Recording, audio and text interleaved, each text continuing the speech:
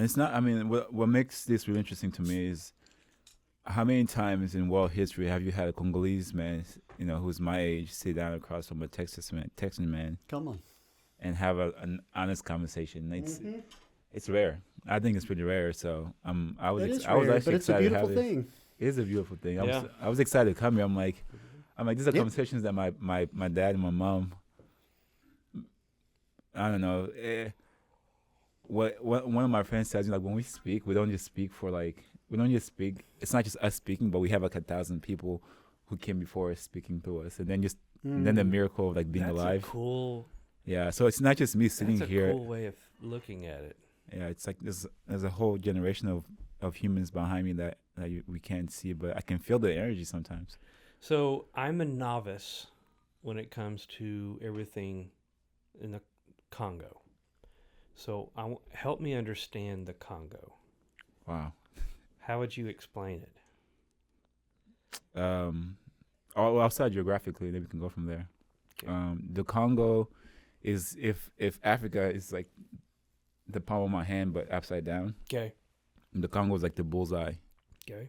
It's called the heart of Africa.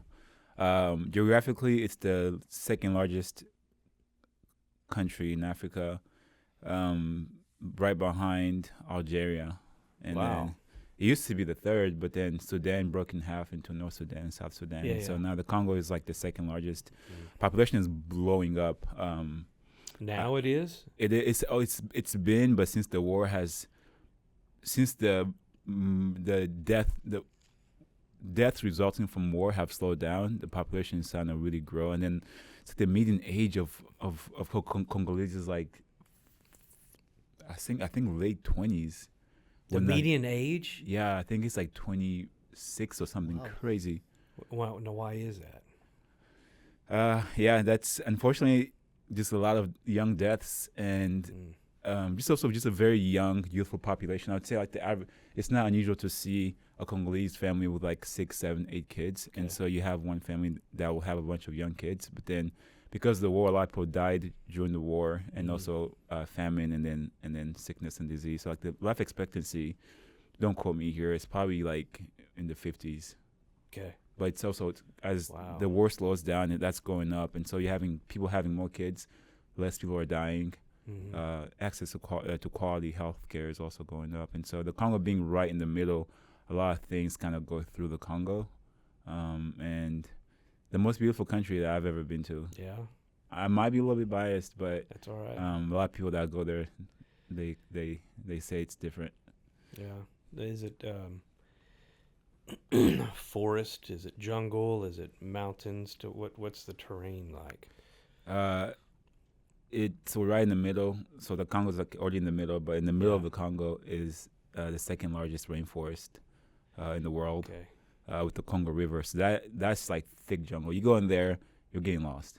Wow. Like, if the U.S. was ever have war in the Congo, it'd be worse than Vietnam, because just how thick the jungle is. I mean, it's absolutely madness.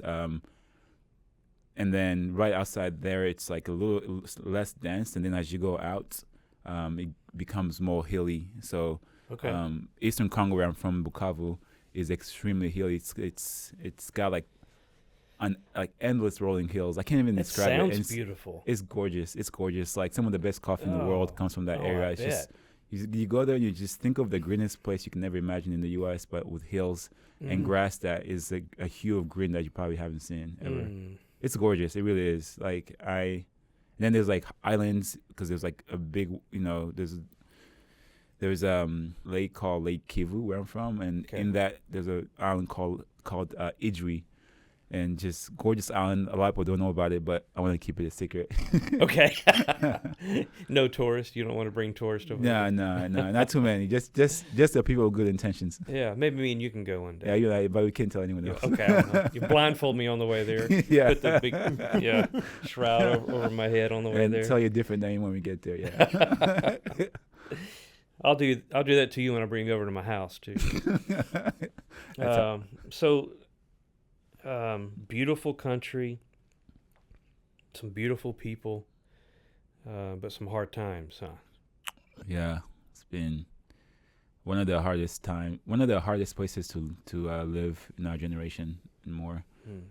Yeah, it's the Congo War has been one of the deadliest wars in human history. So tell me about what, when and why did it start? Can you tell me about the war?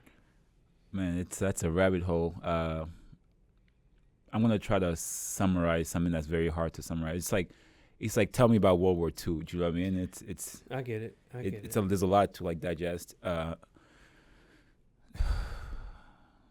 Just your nutshell version of it, then. My nutshell version is. Oh man, you just have to go so far back. It's just so far back. I'm gonna describe them like in phases. Phase 1, Congo this is probably pre-colonial Congo, before the Berlin Conference, 1892. For those that don't know, the Berlin Conference is, Europe sat down and was like, how do we divide up Africa? So Belgium ended up taking the Congo. It's the reason why the official language of the Congo is French. So then during that time, they were mining rubber, diamonds, and precious minerals.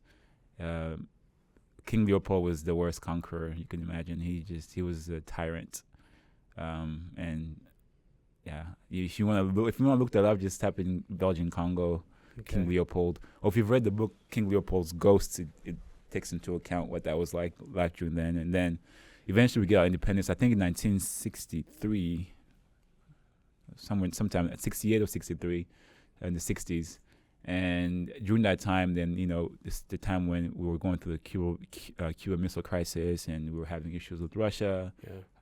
And the U.S. wanted to get involved in the Congo, so Africa would not become quote unquote communist. And so our first prime minister, Patrice Lumumba, he was like the equivalent of our George Washington. Okay. He the country loved him. He had the same philosophy as our founding fathers. They wanted to be free. They wanted to establish the country as an independent country, to have the citizens have upward mobility, and etc. Yeah. And he this is kind of like the turning point of within the country's history. He gets assassinated in the coordination with the USS CIA. The USS CIA denied it for decades, and in 2016 they released files that they were directly involved. And even now, yeah, sometimes the U.S. tries to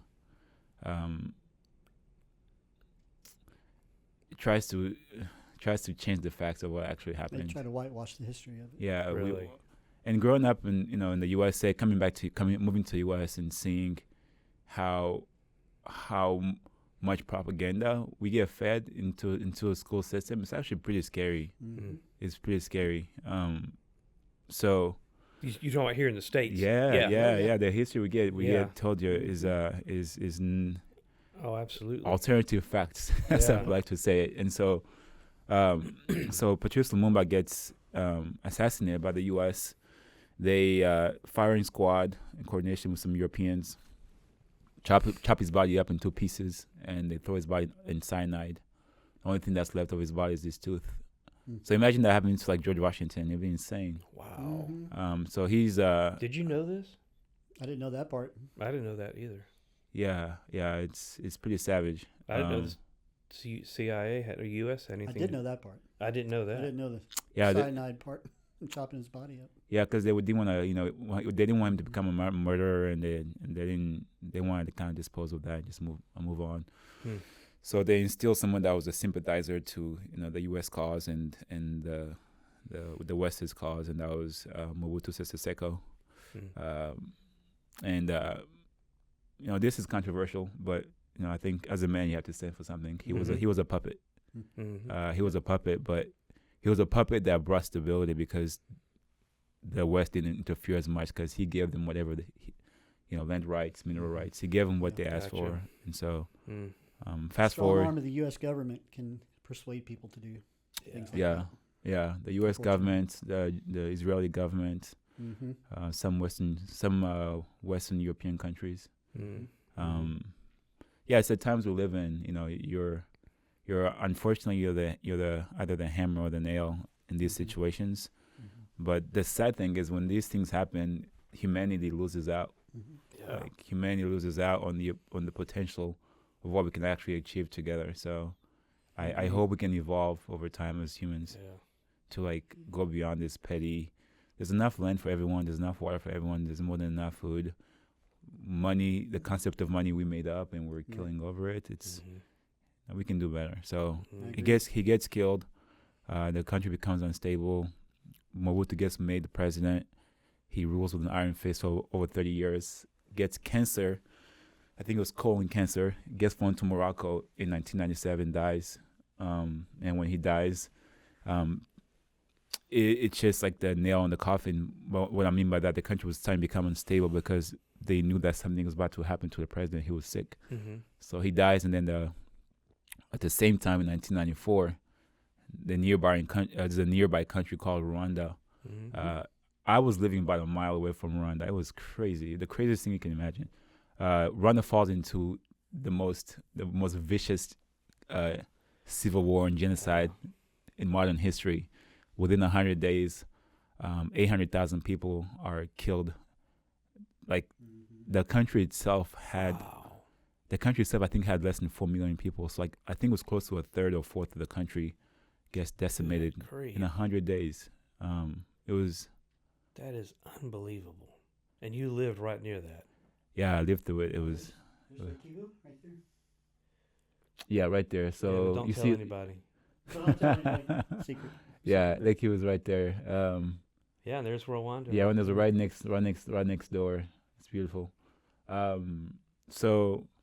Yeah, that area is just. Yeah, I can't wait to go to spend more time in that area. Africa is just an incredible place. What was the name of the town that you grew up in? Bukavu. You can see it in Is the it? top left corner next to.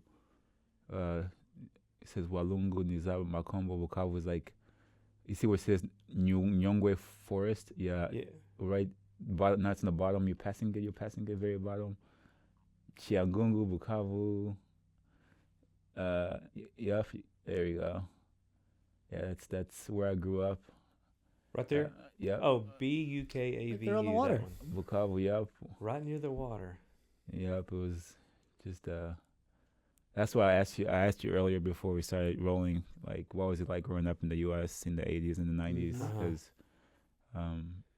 growing up in Bukavu was just so it was like the Garden of Eden, but like it was just so beautiful and life was so simple. Really? Yeah, just like you'd walk down the street and mangoes and avocados just falling. You just grab it. Everyone takes what they need.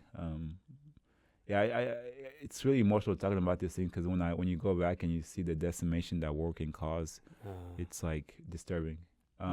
So the war starts. So you're having Rwanda over here that's going through a genocide. 800,000 people killed in 100 days. So you're seeing people like running for their lives, like literally running with their everything that they own, their beds, their bed sheets on top of their heads. They're running to your country. You're confused, like what's going on? You don't know that they're running for their lives. That causes a lot of instability. So in 1995, 1996, war breaks out. It's a combination of interstate war, so it's like different countries, Zambia, Zimbabwe, and stuff coming into the DRC.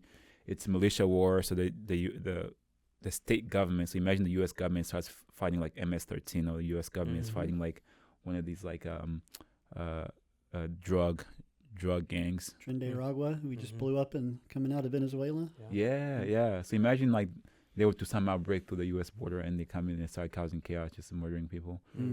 So you have and then you have interstate war, where you're having other countries outside of Africa coming in, also destabilizing. So it seemed like it happened like that. The country just like falls into like rough times, and yeah. So fast forward, God blesses us. We were fortunate. We move to Uganda, and then from Uganda, we come to U.S. And I came here as a kid. I was like about 10 years old, and landing in Indiana. I'm like, Indiana. I go from like the continent where it's 99% 99% black and African to where all of a sudden I'm the minority in Indianapolis. But that was kind of an adjustment for sure. Yeah, it was crazy. So y'all moved from Congo to, well, you just said it, but Uganda.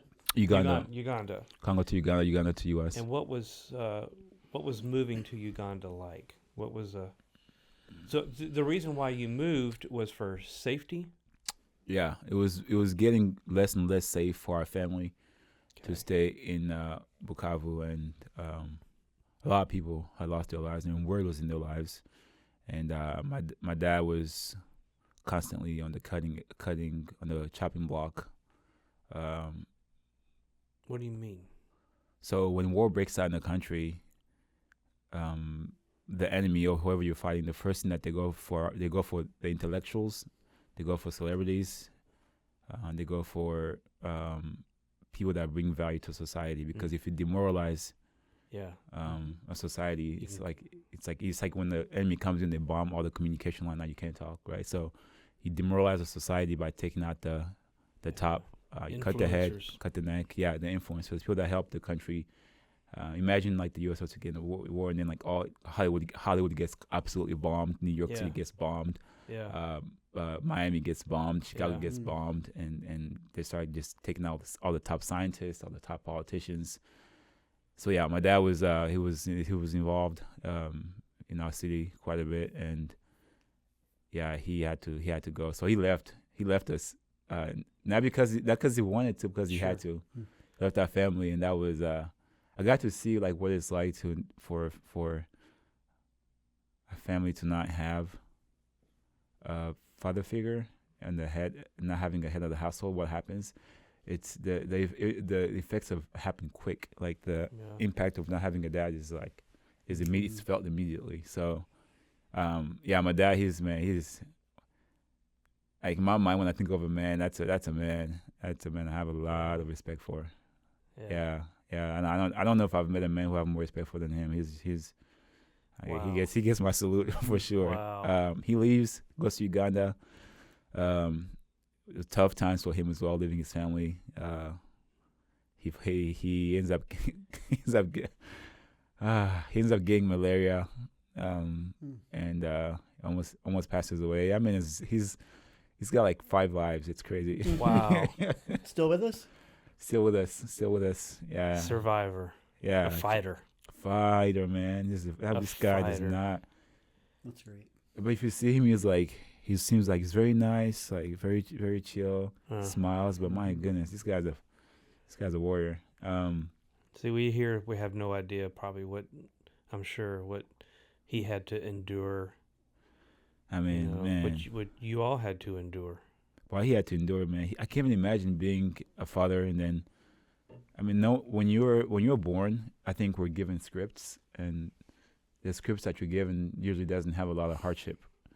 But some of us are born, but we have no idea that our whole script is going to be hardship.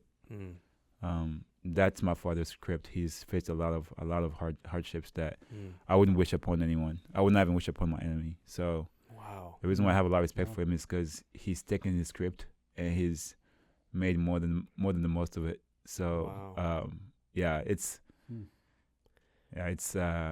I'm grateful I have such a strong father. Yeah, and so he goes to Uganda. We end up joining him.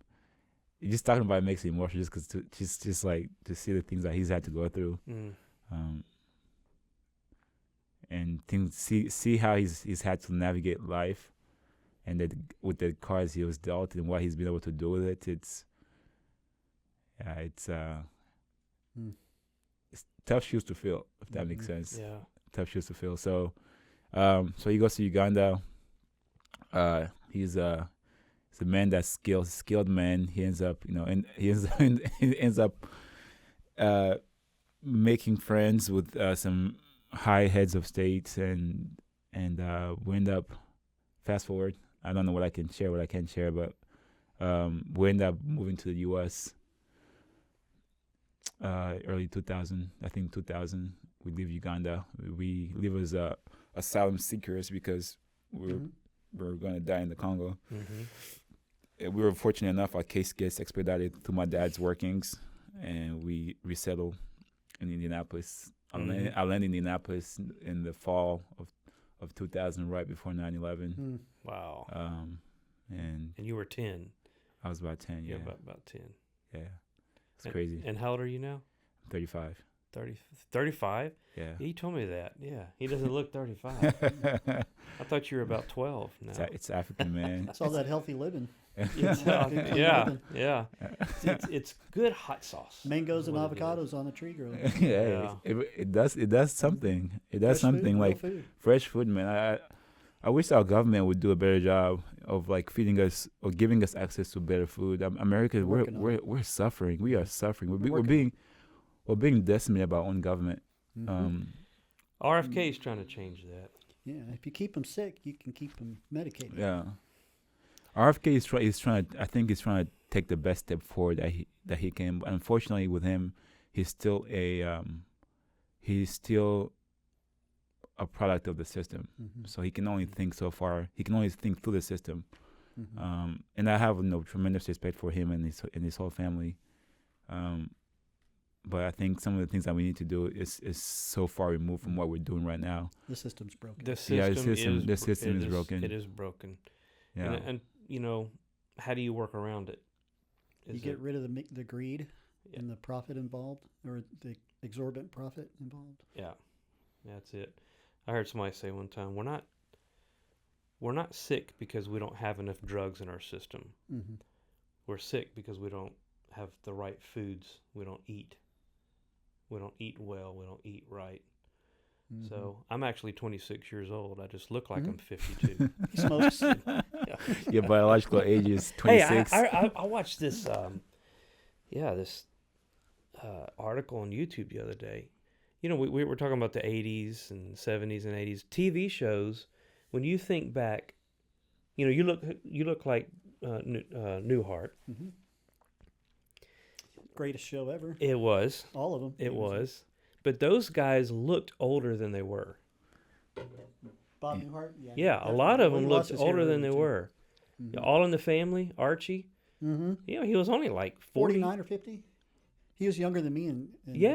But he looked like he was 65 years old. Why is that? Do you guys know? Because, one of the reasons is because smoking was just a common thing. Smoking a pack or two a day was nothing, and it ages you. Nowadays, we have so much more understanding of, the bad effects that nicotine does. So it's, not many people smoke. Not necessarily the nicotine, but the chemicals that were in the cigarettes. The chemicals, and the tobacco that were keeping you addicted. Right. Keeping me addicted at the time. Have you guys heard the thing about it's gotten really popular about like chronological age versus biological age? Like you take this DNA thing and then these companies, there's actually a couple of them in Austin, I believe. You send out your samples and they tell you, because you could be, I'm 35 is my chronological age, but if I had to guess that my biological age is probably younger than 35. And so based on how you eat, the things that you do, how active you are, your actual the way your organs are aging, the way your blood is aging, the way your skin is aging is actually it's not a one-to-one correlation. Yeah. And I find that to be fascinating. So maybe their lifestyle in the 80s was just absolutely. Just so they lifestyle. Looked older than they really were. Yeah. Yeah. I meet people who are. That's when they started putting all the chemicals in the food too. Yeah. In the 80s. That were in the cigarettes, but they had to. People weren't buying as many cigarettes at one point, so they moved all those chemicals to the food because they weren't allowed to make the cigarettes addictive anymore. So they made the food addictive. So instead. McDonald's French fries. And then what is it, like 7 Philip chemicals? Morris and R.J. Reynolds bought food companies, bought Kraft and Heinz, and so then the tobacco companies own the food companies and put their chemicals in the food. And that's how we got to where we are right now. No way. So it's a big tobacco ended up buying up the food companies. Ooh. See, and that's why when we talk about system, the chemicals from the tobacco to the food. So when we talk about system changes, it's like RFK can say, maybe we need to remove these bad chemicals, but it's like there's a lot of the system is broken. Yeah, there's a lot of greed. I gave up. There's two things. I gave up seed oils years ago once I really realized what it does. But but also I tried doing this like last year. I tried going on a diet where basically no seed oils, no sugar. It's impossible to go out and eat and take both of them out. Everything's got sugar and bread seed has oils. sugar in it, you know. Yeah, it's crazy. But if I had to give someone a tip, like, hey, you want to live longer, or you want to be healthier, just start by taking out all the seed oils. I think that within itself makes a big difference. That's why I ate mud bugs. Jeff Parks mud bugs. All fresh. Yeah, because he uses real stuff. Love you, Jeff. Shout out to Jeff. Mud bugs? Yeah, need to introduce you to Jeff. I want to try some mud bugs. Yes. What is that? Yeah, it's a restaurant down the street, downtown Buda. Okay, mud Jeff bugs. Parks has been on the podcast a couple times now. Yep. So you moved to Indianapolis when you were around 10 years old. And what was that culture shock like for you? Do you remember? Oh my goodness, yes. It's crystal clear. Uganda to Indianapolis. Yeah, I remember even just like the feeling of boarding the airplane. I'm going up. I'm like 10 years old. When first time you flew? Yes, first time ever flying. Like you remember even when you're a kid and your feet still like dangle when you sit down. Yeah. And you're kicking. I just remember like the steps going up to the. I'm only 5'8". My feet still does that sometimes. He's shrinking. Yeah. Yeah, so that you know what I mean. Yeah. You can relate. Hey, you didn't have to laugh that hard at that. I was a little bit too farther. We had to put a booster under his cushion here. Is that why your pillow's bigger than mine? So this will be edited out, right? So I'm going up the stairs, and I'm like, man, these stairs are so big because this is like early 2000s, so. You know how today when you go to the airport, you go to the gate and you just go straight to airplane. In the 2000, a lot of planes you still have to go on the tarmac and then go up the stairs. So I go up the stairs, and I look back. I'm in Kampala. Kampala is the capital city of Uganda. I look back, and I'm like, it hits me. I'm a kid, but I'm like, I'm never going to see this place again. Wow. And it just hits me. I'm like, I'm going to a place that. Because in the world watches America, especially movies, right? And so I remember growing up watching Xena, Seventh Heaven. These these American TV shows. Xena, the warrior princess. Yeah, that was my first crush. I won't lie. I was a kid. Don't tell my dad. Don't tell your dad.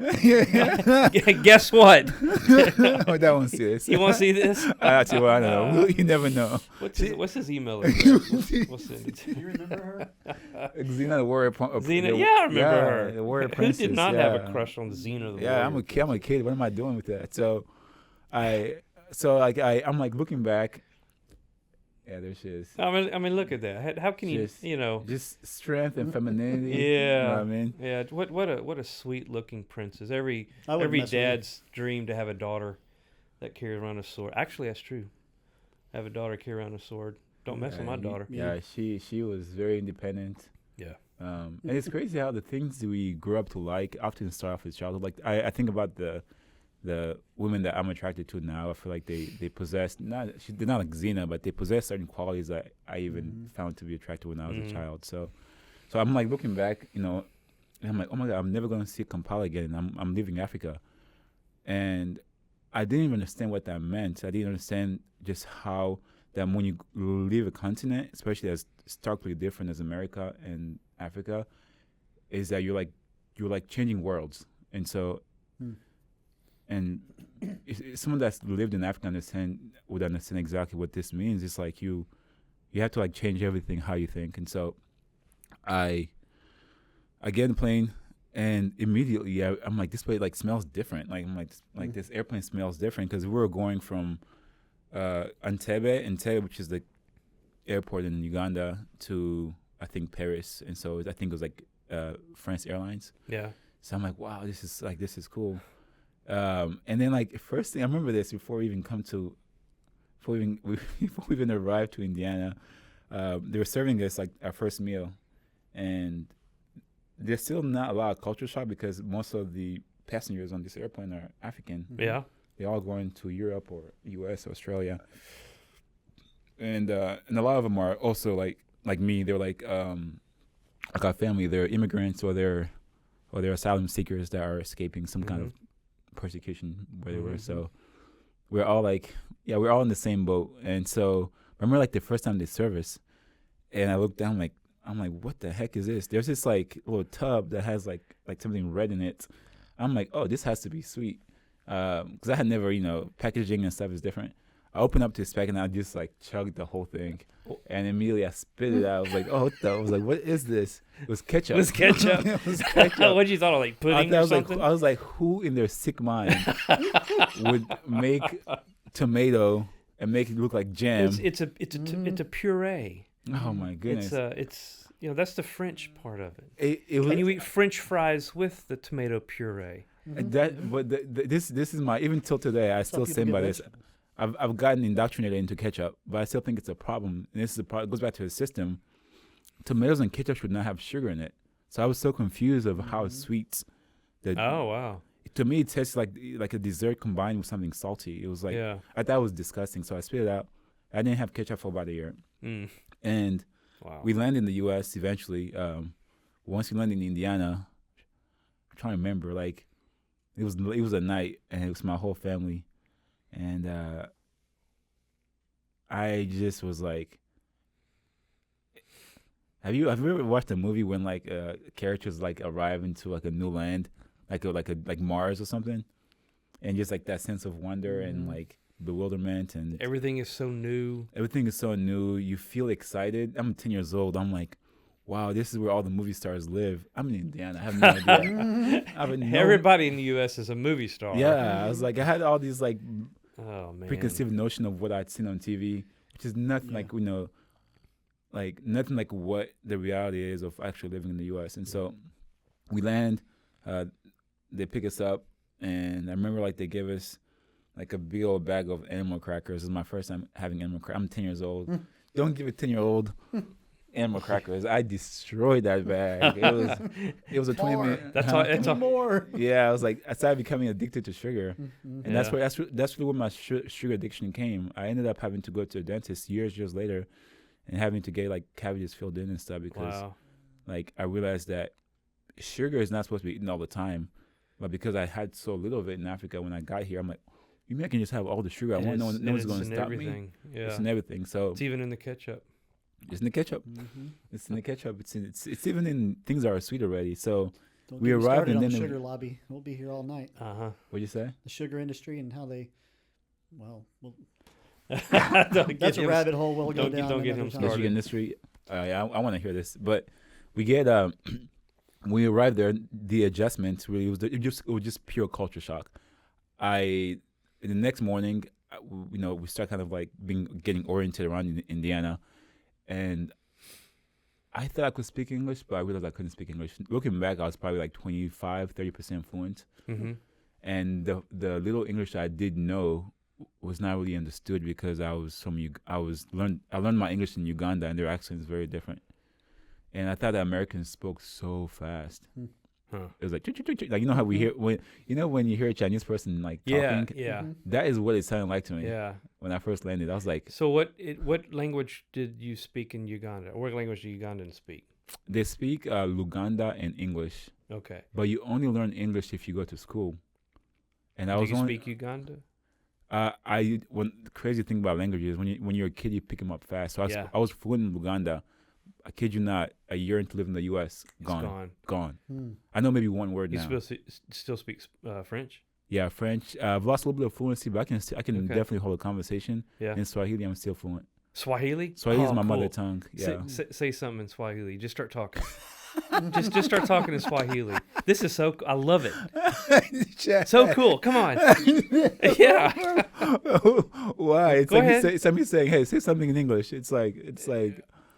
I went to the grocery store and bought a gallon of milk. I don't know how you even say grocery store because or market or whatever you would say. What do you say about what? And bought some milk. Oh, niliuza maziwa. Wow. Nilienda ku store na nikauza maziwa. Yeah. Yeah. How would you say James Grayson in Swahili? James Grayson. That is so cool. Yeah, just You have to do it with the right accent, though. It's what happens when an African and a Texan come together. Yeah. I love hearing other languages and learning. Do you speak something else? Cultures. Like Spanish I or speak redneck. That's Yeah. Tell me something redneck, man. Well, man, I can just jump right into it like this, and we can just start talking. I went to the grocery store. You're Cowboy You don't want me to. You're go. fluent in redneck, huh? I'm fluent in redneck. You didn't have to. See, I'm from Louisiana, where people think, "Oh, you must be Cajuns." No, just like you would think. You probably, when you moved to Texas, everybody wore cowboy hats, right? I thought that, yeah. Yeah. It's like everybody thinks everybody in Louisiana It's Cajun. is going to be Cajun, Cajun. yeah. But no, I was redneck, still am. A But lot of people lived in the city. But we ate their food.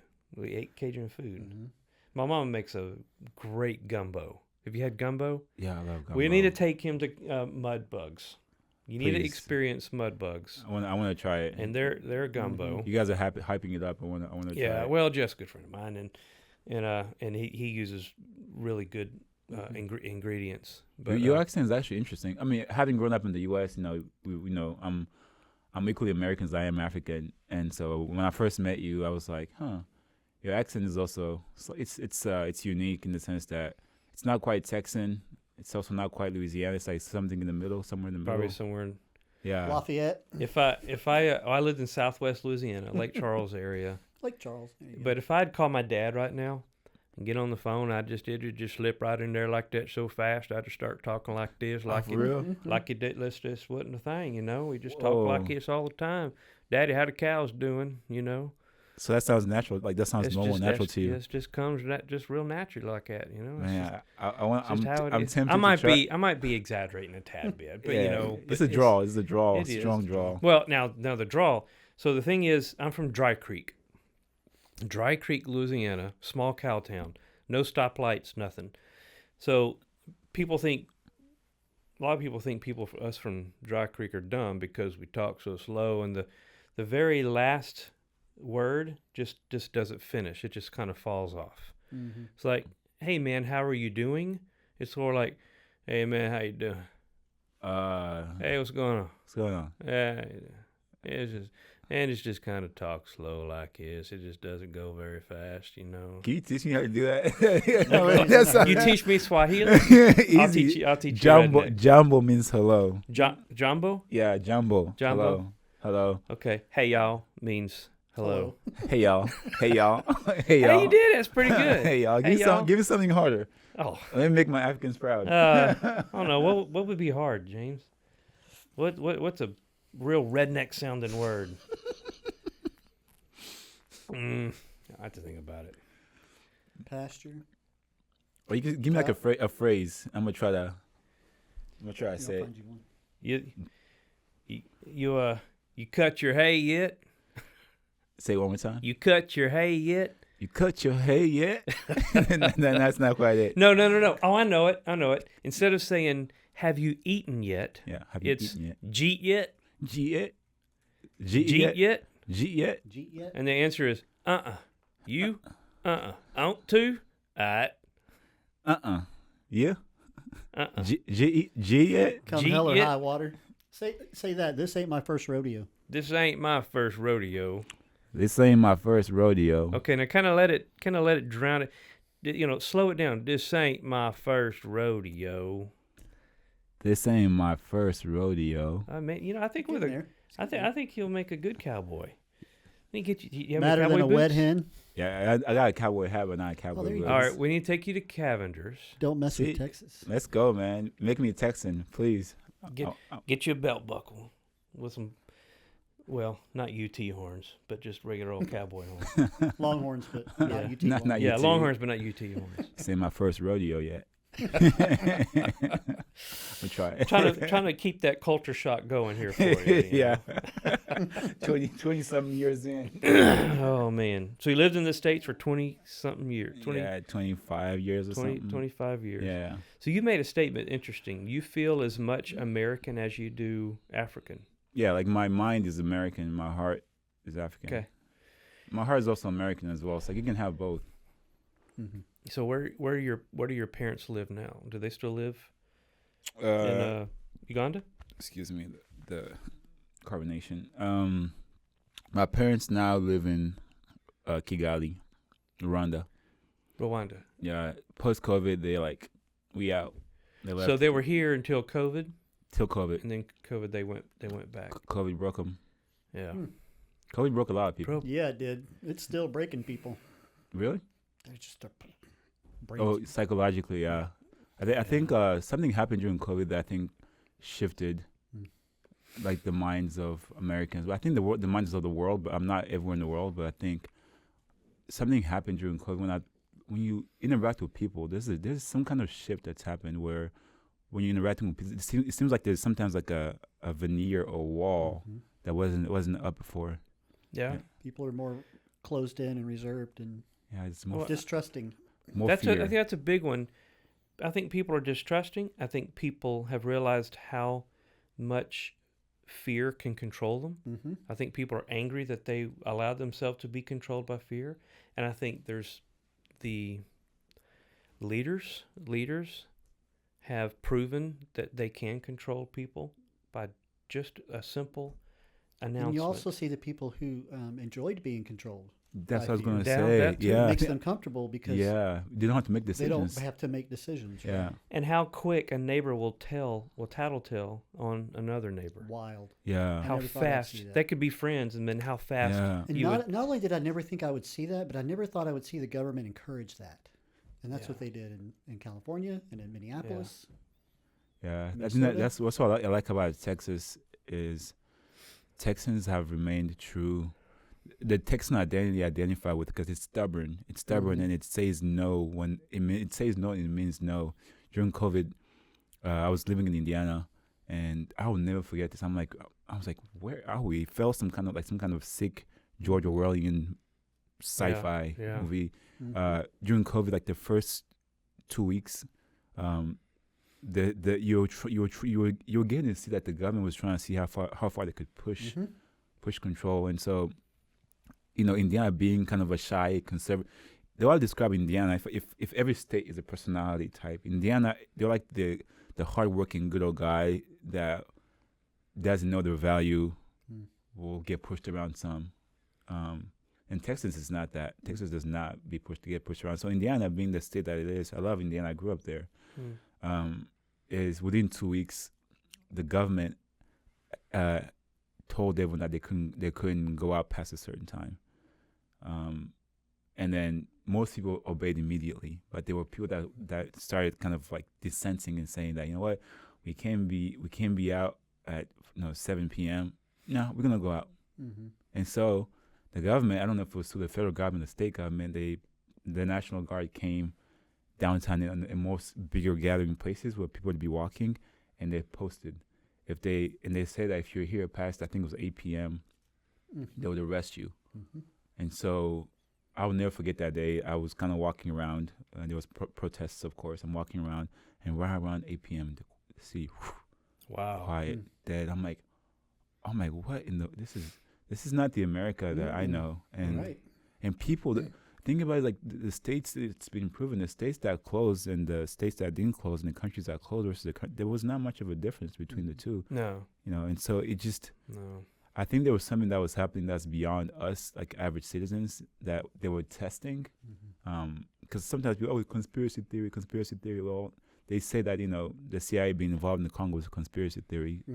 It's not a conspiracy theory. And so Well, I think the government was testing something. Oh, yeah. There's a principle that the far left grabs onto, and I've heard them say it, and that is never let a crisis go.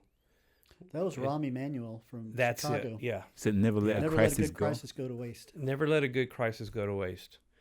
Yeah. In other words, Say those words out loud. Yeah. In a microphone. They will use a crisis as an opportunity to gain control of people. I see. Yeah. I see. I definitely think the amount of control that the government gained during COVID was probably more than anything that I've seen in my lifetime. I think it's more than anything any of us have seen in our. I would say 80% of people living in the U.S. are sheep, and with a simple command, they. Well, COVID proved it. Yeah. COVID proved it. So I think you're seeing a dichotomy of sorts where those have realized that we're sheep, and I am not letting this happen to me ever again. And those with them that I didn't let it happen to me in COVID, not going to let it happen to me again. And then the other side, that we need the government to protect us and to help us, and and then there's the sense of entitlement with many of those as well. I need the government to give me what I'm supposed to have, and I rely on the government for my life and for everything. And you have some in the middle there, but if you rely on the government for everything, you almost automatically get put in the sheep category, because you're relying on someone else to determine your future. So when they say, hey, you gotta get vaxxed, or you gotta stay in your house for a month, well, if they have your pocket, even if you don't want you want to dissent, you can't dissent, because you've given your cards away immediately. Yep. That's what he said. You never want a serious crisis to go to waste. And what I mean by that is it's an opportunity to do things that you think you could not do before. Oh, yeah. You see that out in public? He made this statement during an interview with the Wall Street Journal on November 19th, 2008, while serving as President-elect Barack Obama's chief of staff. Oh, that's sick. It's an opportunity to do things that you think you could not do before. Oh, so chaos, like take advantage of chaos. Mm-hmm. Yeah. That's sick. Basically, the Marxist playbook, It is. I miss the Reagan days. Ronald Reagan was president when we were growing up. In the 80s. Growing up. 80 to 88. He was against big government. He knew that government was a problem. He made that statement. Government is the problem. Yeah, it's something like the 10 worst words you can ever hear is "I'm from the government and I'm here to help you." Yeah. Something like that. Yeah, I think government is inefficient with its resources, but I do think government plays a role. There's certain things that I think there's a lot we like to talk trash about China, but there's a lot we can learn from China, especially with how they build out their infrastructure. You can go from one end of China to the other like in hours, and so I think there's certain things that aren't built for. American ingenuity works best when there's profit involved, right, and high margins. Now, if you look at China, they've divided their economy into like private and public, and I think we could do a better job as Americans to learn from them on how they've divided that, because industries that aren't inherently profitable, highly profitable, let the government run those, because their incentives are different versus things that are very profitable. So, for example, railway is an example. Railway system is high upfront cost, and the cost of running it, operational cost, is also really high. Margins are not very good, so we don't have a good railway system in the U.S. because of that.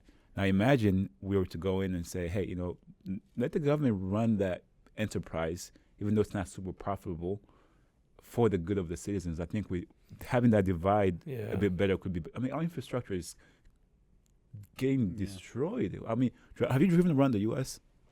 Like, you drove around Austin? Yeah, well, exactly. Yeah. Exactly. It's supposed to be like the beacon of Texas, the capital city of Texas. It's like a second world country. I'm not even exaggerating. Yeah. So I think there should be a healthier divide between what the government does and what the private enterprises do. Things that are highly profitable, let them things like innovation, tech, let them do that. But infrastructural things, this may not be popular, but I don't care. I stand on this. I think you should let the less profitable things be done by. As long as it doesn't turn into the Boston Big Dig, the What tunnel is that? built. Oh, it started out to be like an $80 billion project and turned into nothing. $150 billion. Wasteful. Yeah, and it took them 20-something years. They never completed it. Yeah. I wonder if you were to like measure corruption, like yeah, true well, corruption, a lot of it did go to the mob. and rank corruption in the world. Right. But its actuality, I wonder what the 10 to 20 most corrupt countries would actually be. Not propaganda. I'm curious because some of these projects that we do in the U.S., I'm like, why didn't that was a $20 billion project or $2 billion project? Why is it not finished? Why didn't they realize it's supposed to have all these outcomes? Well, how come these outcomes were not realized? Right. Well, what people don't like to talk about, we talk about the state of the country, or the state of our state and our e-commerce and everything. But when you look out throughout history, you see a general pattern that the most powerful countries were at their climax at about 200 years, and then they started to die. Wow. And where we at right now? And we're a little over 200 years. Ooh. And Yeah, we're almost 250. 250 years. Next year. And what you see that's happened throughout time is the family was disintegrated. I see. When families disintegrate, countries will soon follow. And we have the deterioration, even ideologies that are against family, and changing terms, changing things, and so that's why you had, people think, well, we need to have the socialist will be perfect for this. Well, no, capitalism will be perfect. There's not a perfect outcome because sin exists in the world. There's greed. There's going to be pride. But what is best for that provides the best opportunity for everyone, and that's where I think that is what America was built on, and then you see the deterioration of just a basic foundational family, and then over the last 50 years, and it's getting worse, and then we're more divided now than we ever have been. Yeah, divorce rates, single family households. Yeah. I can't growing up in the U.S. and we were just like in high school and in college. I'm fortunate enough. My family's like together. My parents, they love each other and go through ups and downs of every like any marriage. You have your ups and downs, but having like that nuclear family has been the difference maker. And I see even people I've dated or friends I've had that they come from like a divorced family or father was not consistent or stepfather. There's psychological struggles and mental struggles that I consistently see in a broken family. It's got like generational impacts because let's say let's say someone's father is not there in their lives, they're divorced or passed away, unfortunately. Something happens to the father's not there.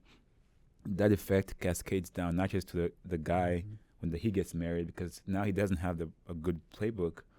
So how generational curses? Yes, it becomes a generational curse, and I think that's where a church plays such an important role in becoming a family. Is the church being the body? Is that where the dad is not, you have God as your father.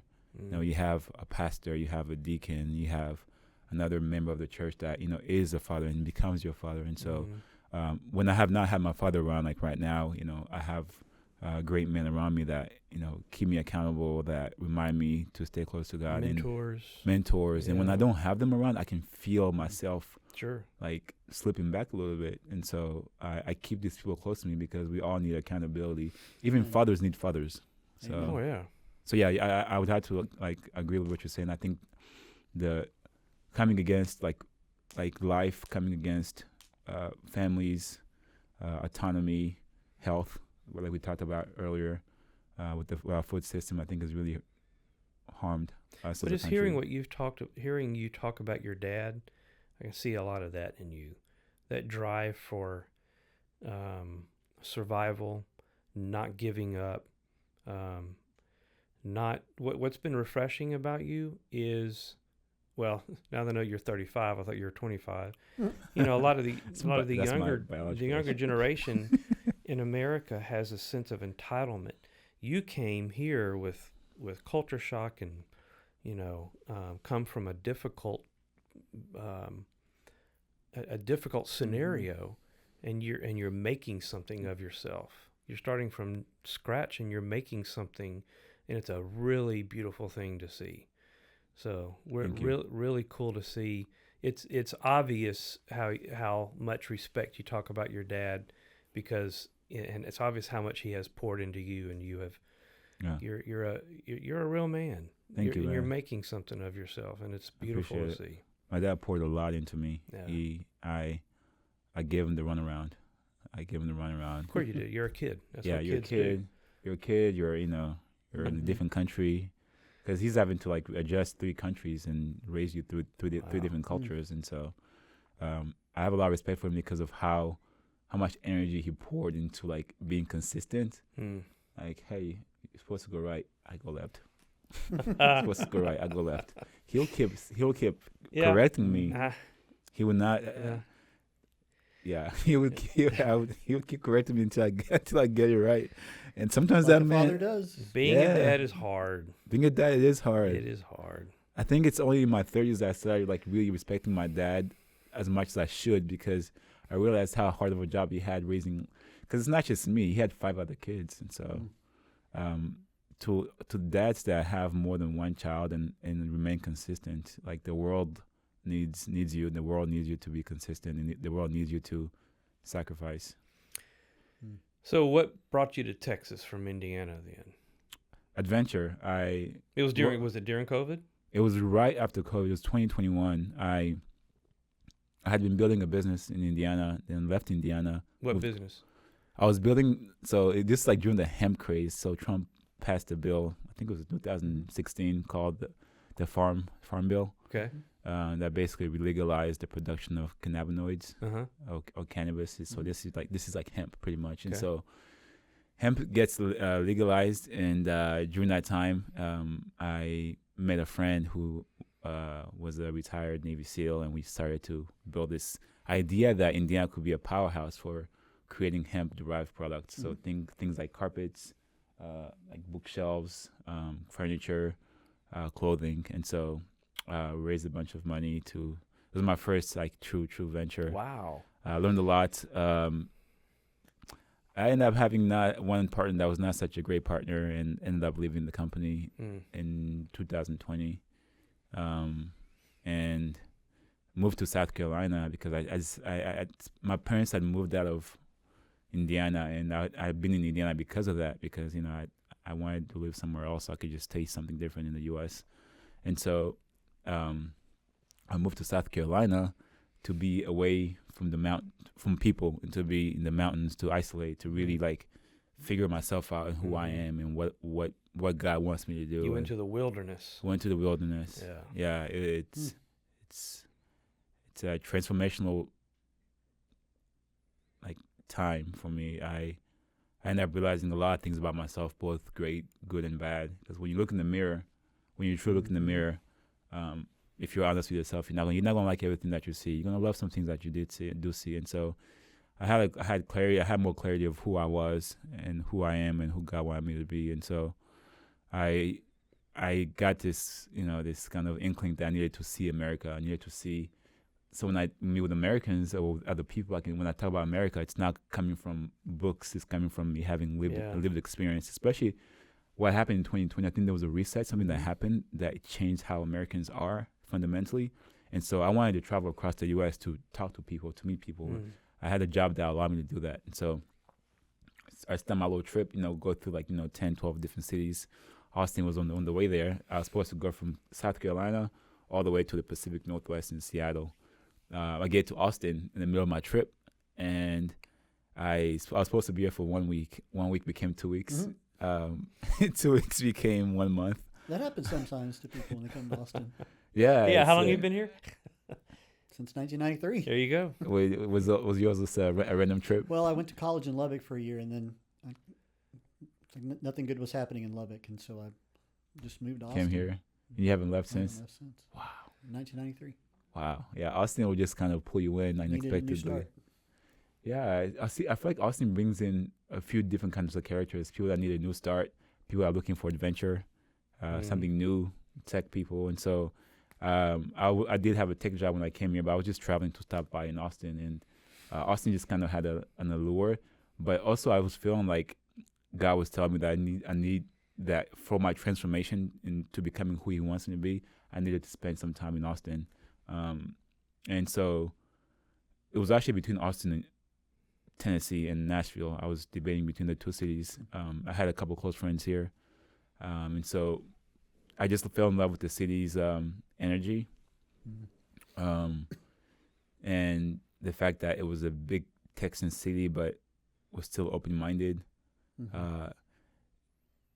It's different cultural vibes to it too. Yeah. You can you get like a good mixture of what's happening in the country by living in Austin, because you have Texans, you have liberals, you have people coming from California, New York, Florida, and so you get to get a good sense of how America is if you kind of mix here in Austin. And so ended up grabbing all my stuff, putting my stuff in my car from South Carolina, and then I moved here in 2021.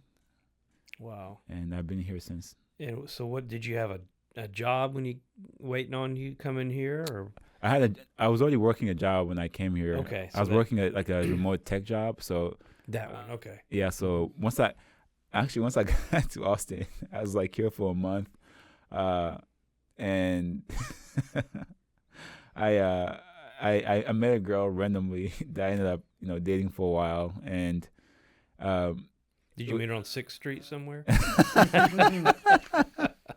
I met some on 6th Street, but it wasn't her. East side or west side? I met her on Dirty the east side. Yeah. east side. Met her during waking hours. Yeah. Waking hours, not late nights. Okay. Even though I did have What, love. 3 in the morning? It was not 3 in the Okay. morning. It was around probably actually like 1 p.m. Just checking. Yeah. Hey, love finds you however it finds you. That's true. Hey. You can meet her on West 6th. You never know where you're going to run into your partner. Yeah, you really don't. And so I ended up moving here because I felt like I was supposed to be here. And my tech job allowed me to kind of have that flexibility. And then started this journey of building this company a couple years ago, and it's been quite the journey to get this far, and the journey is just beginning. It's a very, very, very humbling process to build a company from the ground up as a young minority in this country. Well, let's talk about that. How do you say it? Faida. Faida. Yeah, perfect. And thank you. Yeah, that was good. And what does Faida mean? Is it a African word that means something you can translate, or? So to me, it's my mother's name. What's your mother's name? Yeah, my mom's name is Faida, and I love my mother to death. She's an incredible. When the Bible talks about Proverbs 31 woman, my mom like flying colors. It's got her picture on. It's got her picture on. Like this lady, she's incredible. She's one of one. She's a character. She's a beautiful woman inside and out. Is she in this picture here? Yeah, my dad's on the right side over there, and your mom's next to her. Look at that. Yeah, it's my mom. So this lady does and not. What's your dad's name? Bovik. Bovik. Yeah, Bovik Lola. This lady does not age. It's crazy. Yeah, good looking parents, dude. Yeah, so this is all your family here. This is everyone but my older brother. Okay. Oh yes, no, he's there too. Yeah, I think it's the whole family. And then my brother-in-law, redhead over there. I figured that's probably your brother-in-law. Yeah, Jack. We love Jack. He's a good dude. My little sisters, my sister-in-law. Yeah, the whole family's there. The kids are making the greatest faces. Look in the bottom right with the tiger. That kid is a genius. That kid is so yeah. smart.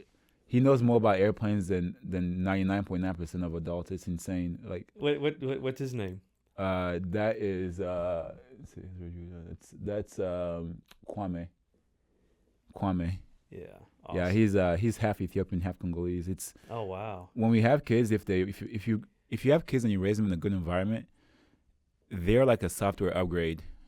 Yeah. Mm-hmm. Like their minds just like they grab where you left off and they take from there. And so I every time I meet that kid, the amount of confidence and calmness and intelligence and wisdom he has for a kid that's about 8 years old is incredible. So I think parenting is like so critical. And I'm proud of my older brother for how he's raising his kids. He's definitely grabbed the baton from my dad and he's running with it. Yeah, those are beautiful family, man. Beautiful looking family.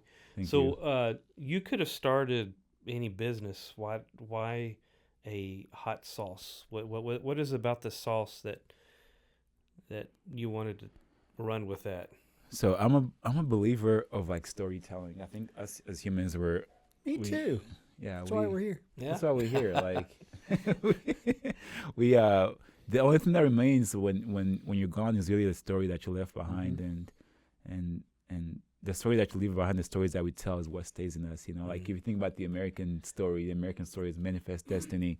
We came here, we were being persecuted by the British and the Irish. We came and we were self-determined. We took over this country, and we've made this country into the incredible country it is today. So that's the American story we tell ourselves, and it's such a powerful story. I remember like when I was I love American history. I just love history, but I remember like when I saw I think it was in Okinawa, Japan, 1940s, when America lands on that lands on the coast there and plants the flag. Yeah. And you just see the flag waving. Yeah. It's just those stories. Say, Iwo Jima? Was it Iwo Jima? Yeah. Iwo Jima? Yeah. Mhm. Yeah, it was a Japanese island during the World War II, and that story is just like that image tells a story, and that story like lives like rent free in American minds, and so I love storytelling, and so the reason why I chose that one. yeah, There? oh my goodness, that's my Battle favorite. of Iwo Jima. Iwo Jima, oh nice. It's you a called it. powerful. I mean, look at that. Yeah. Just it does tell a story. oh god, I get goosebumps Yeah. just looking at it. Yep. It's just those men like fighting for that flag and standing for The something. love for their country. Love for the willing to put their lives, even them putting that flag there could be them risking their lives. And so Yeah. every time I see this picture, it's just one of the most powerful images I've seen. And so the story behind that, so storytelling, comes not just in word form, but it comes in also like picture form. And so the story here was that you have a war survivor, that survived one of the worst wars, the Congo War. I've told you about. We didn't get too much into the details, but the Congo War has claimed over 10 million lives. Wow. And that's pretty deadly. And that's World War II claimed a lot of lives. I think it was in the tens of millions, maybe I think 40 million. But that was like many countries. This is one country, and so it's horrendous. And so the story is like me as a survivor coming here to America in 2000 is to share my culture with Americans and with the world that they haven't been exposed to. So it's almost like what happened when the U.S. came here. They shared. I mean, there's a lot of things that aren't quite factual that have been told to us, but they did share their culture from Ireland, from the Italians. And when the Italians came here, they were proud about their culture. We all know pasta because of how proud Italians are about pasta, and who doesn't like Italian food? If you don't like Italian food, I don't know if I can trust you. Yeah. I just ate at Olive Garden the other night. So yeah, you don't have to like everything, but there's something within Italian food that you gotta like. You gotta respect how they came here and they share their culture. And so we're in 2025. Africa is the second or the largest continent in the world, and so why hasn't our culture been shared? So I'm here to share the culture with Americans. Like, hey. Nice. Some of the issues we have with obesity here can be solved by eating more African food. Some of the issues we have with high blood pressure, cardiovascular disease, can be shared by having African food. So the sauce itself, if you're gonna introduce something, you gotta make it so it's palpable and it's simple and it's easy to consume. I chose a hot sauce because how do you capture a continent's cuisine? There's 55 countries. That's the biggest. When I was creating this first product, it was like, how do you try to tell a story of Africa? Represent a whole continent that's the most diverse continent in the world with one product. I did my best. I know, with spice. Exactly, with spice, right? Every continent, every country has a different spice. Yeah, that's true. Exactly, and those certain spices are kind of like recurring, right? And so for African culture, the spice that's recurring is habanero, and so habanero is the main hot pepper that's in our first hot sauce. And so habanero then is then infused with habanada. Habanada is habanero without the cake. Now we had to tweak it to the American palate so it wouldn't be so hot. So when you try it, it's not overwhelming. Okay. And so and you brought some. Yeah, I brought some with us. Okay. And we just happen to have I hope they're not too crackers. stale. They've been in the pantry for a little while. That's all right. The hot sauce is going to make it. That's why we have the hot make it sauce. happen. So James and I are going to try it. You It's ready like for having this? communion. We have our wafers. Yeah, we got our little wafers here. You going to try it with us? You guys can go ahead. I've had it a lot of times. You don't like your sauce? I love my sauce. I want to see you guys. I want to see you guys try it. All right. I've had it hundreds of times. All right. Here we go. Here's this. I will take a cracker though. Here's a cracker. Thank you. Hopefully it's not stale. All right. So is this ready? Yeah, it's ready. Just pop the cap open. Let me put my glasses on. I can hold that for you. Oh, you got it? I got it. All right. So there's a cap on it. Pop the cap off. All right. How hot is it? Is it real hot? Spicy? Medium? It's medium. Like if I went to a Thai restaurant, would be. It's about as hot as sriracha, Okay. but the heat comes in fourth quarter. Oh, that smells good. Okay, here we go. The heat comes when? Fourth quarter comes later. Oh, wow. That has great flavor. Are you saying see that? that Are you bottle? saying that just to say it? No, I'm not. I'm getting some more. It is good. I'm really not just saying that. Extra virgin olive oil. It's got what's all in? Okay. Oh, there it is. Yeah, Fourth you fourth got the quarter. fourth quarter. Fourth quarter heat. Water, green bell pepper, extra virgin olive oil, Mine's water. habanero peppers, lemon juice, dried garlic, cane sugar, turmeric. How do you say turmeric? I go back and forth. I say turmeric. Turmeric. Mm-hmm. I've heard it both ways. Same. Mhm. Coriander, Tomatoes. coriander, cumin, salt, ginger, mustard, ground cinnamon, cayenne, dried onion, salt, habanero pepper, xanthan gum, habanero powder. I didn't see any. There's not one single ingredient in here that I couldn't pronounce. No red dye 40 in there? No red dye 40. Hey, Nothing that starts RFK, with dye let's give him something. credit there for helping us get rid of red dye 40. That's It's true. What killing are Americans. they going to do with big red soda? All Is it going to be clear now? Maybe. But I think there's actually natural red dyes that exist in nature. I just don't know if they're going to go that natural because I don't know Beet juice, I how think it's they can scalable. use.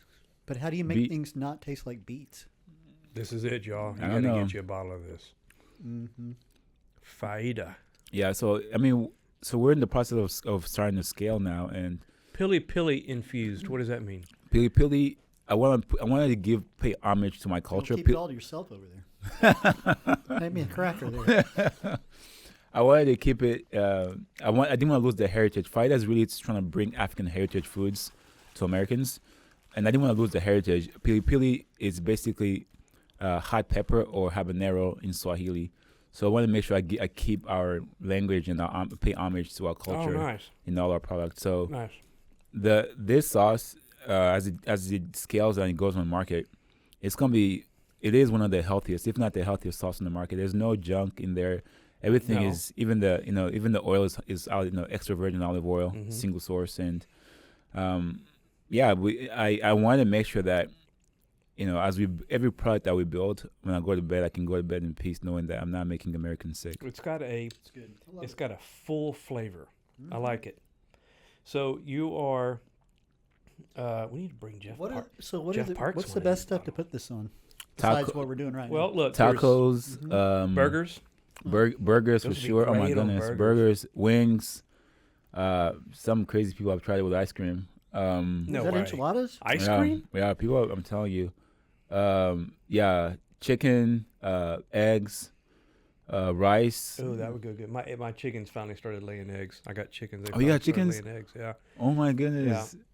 That's like one of my dreams is to have Really? yeah. Those would be good on Oh my scrambled goodness. eggs. Yeah. That really is good, dude. I'm not just saying that to You want butter me to you go make up. some? Thank you. Huh? I appreciate it. You want me to go make some?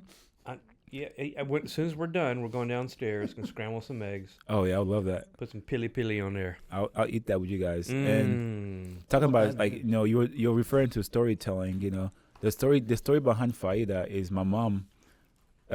Before she went back to Rwanda, she taught me half of the recipe that's been in our family for over 100 years. So Taught you half of the recipe? yeah, no. So basically, the original recipe, is extremely hot.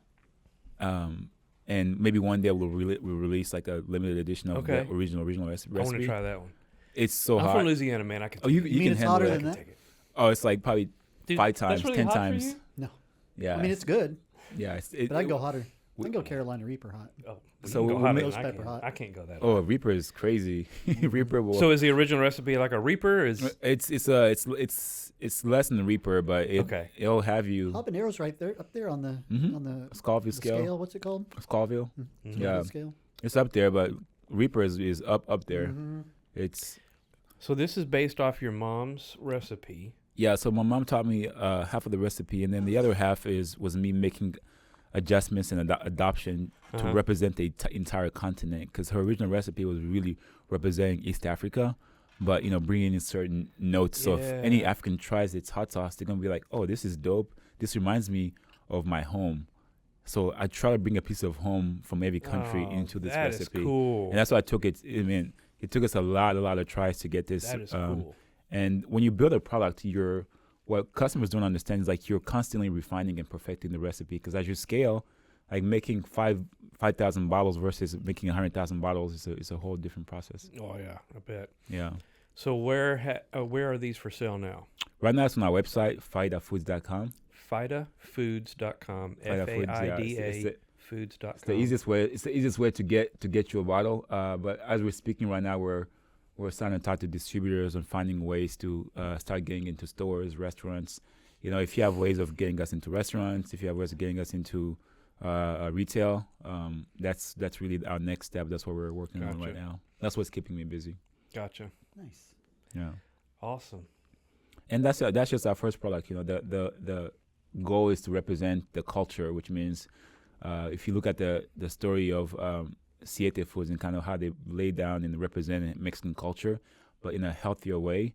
You know, they're an inspiration to me to release innovative products that don't make people sick but still represent the culture that's behind the products. So what's your dream with this? My dream would be that one day I'm walking down any grocery store aisle or any grocery store in the U.S. and I go into the grocery store and there's an African food section where it's not just Faida, but there's also other brands that represent African foods and that Americans are a little bit less sick. Yeah, nice. Anything else besides hot sauce you want to end up producing? At some point? Snacks. There's some African snacks that are in the pipeline that are just healthier alternatives. I would love to make fufu. Fufu is basically an African dumpling, but it's one of the healthiest foods you can have. It replaces potato. It puts potatoes to shame. Like it's a good alternative to like carbs that are empty. Okay. And it's kind of like an African dumpling. I would love to bring that to market. Right now, there's no company that has been able to make that ready to eat. So that's something that I would love to tackle as we grow as a company. So if anyone is interested in talking to you about bringing in your product, the Fida Hot Sauce. You call it hot sauce, or you just call it sauce, or what do you call it? Fida Hot Sauce. Fida Hot Sauce. Mm-hmm. Into their restaurant or their store or whatever. How can they contact you? I would say the best way to contact me is my email, which is christian@fidafoods.com. So just my first name and then @fidafoods.com. Or you can just I was going to say you can Google me, but you can find me on LinkedIn as well. Okay. If you just find me on LinkedIn, Christian Lola, you can reach out to me and contact me that way. Last name Lola, Lola. Lola, yes, sir. Christian Lola. You can find me on LinkedIn. Or, through email, I can get your number and we can have a conversation over the phone. Awesome. Well, man, this has been great getting to know you a bit, getting to know your story.